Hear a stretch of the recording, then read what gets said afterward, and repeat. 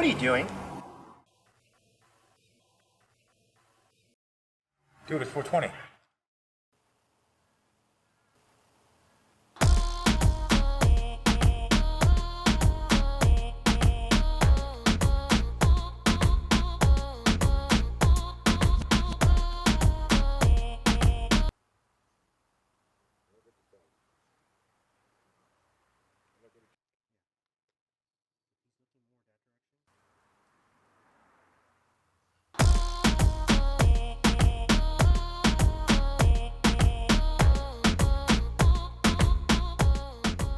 It's 420. Are you looking for some funny, awesome movies to watch during the quarantine thing? Strap in. I'm going to share with you 5 classic stoner comedies right now.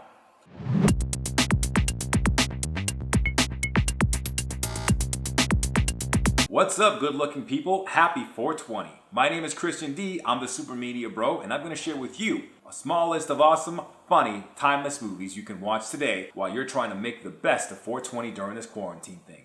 Keep in mind that this is not a top 5 list. To me, any one of these movies can be number 1. This is great because no matter which movie you choose, you can't lose. Even if you've already seen all of them, just watch them again.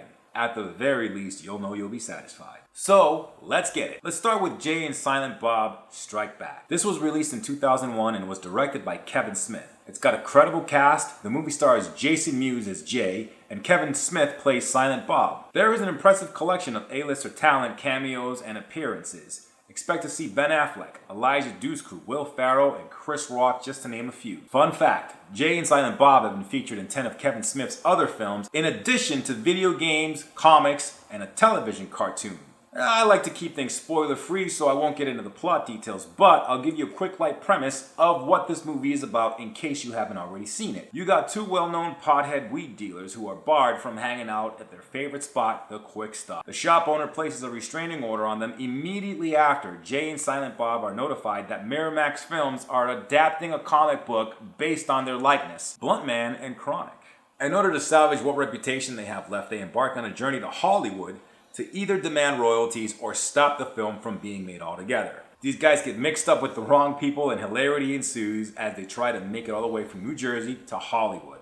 CinemaScore gave this movie a B+, and Robert Ebert gave it 3 out of 4 stars. I give it an A. Watch this movie or watch it again, you'll enjoy it. Next up is Grandma's Boy. This is a classic to some and a hidden gem to others. Directed by Nicholas Goosen, who's a close peer of Adam Sandler, Goosen is mostly known for his work on the movie 8 Crazy Nights, and directing many stand-up comedy specials. The movie stars comedian Alan Covert and Nick Swartzen. It features a young Jonah Hill in one of his first roles and familiar faces from some other Adam Sandler movies such as David Spade, Kevin Nealon, and Rob Schneider. Here's the premise. Alex, played by Alan Covert, is a video game tester and a stoner who's pushing 40 years old. He's kicked out by his landlord for not being able to make rent due to his irresponsible roommate. He's forced to move in with his grandma and her 2 senior roommates. Comedy here starts immediately and does not slow down throughout the film. Struggling with work and life demands, Alex and the new boss have a thing for each other. This starts a war with the top programmer at the company. A struggle for love and supremacy, partying, and weed, we the audience get to enjoy very much. CinemaScore gave this one a B, I give it an A. Lots of crude humor, just the way I like it. Of course, Half-Baked is on this list. This movie was released in 1998 and has an all-star comedic cast featuring Dave Chappelle, Jim Breuer, Harland Williams, and Guillermo Diaz. This movie was directed by Tamra Davis, who's been known for directing comedies Billy Madison starring Adam Sandler and CB4 starring Chris Rock. If somehow you haven't seen this movie, well, the comedy universe favorably smiles upon you. This hilarious movie is about 4 lifelong stoner friends who live together and smoke together while trying to stay afloat in expensive NYC. Dave Chappelle plays Thurgood. He's a janitor who works at a medical testing lab that experiments with marijuana. When his friend Kenny, who's a kindergarten teacher, gets arrested for killing a diabetic horse by oversharing his munchie snacks, Thurgood and his friends must come up with $1 million to bail Kenny out before the other prisoners can get to him. If they can only break into that lab Thurgood works at, steal lots of weed and sell it to make bail. This is where this movie really takes off. No CinemaScore for this one, but I give it an A. Watch it. The Big Lebowski. Here's another 1998 stoner comedy gem. The movie was written and directed by the Coen brothers. These veteran directors are known for Fargo, The Lady Killers, True Grit, and No Country for Old Men, just to name a few. The Big Lebowski stars Jeff Bridges, John Goodman, and Steve Buscemi.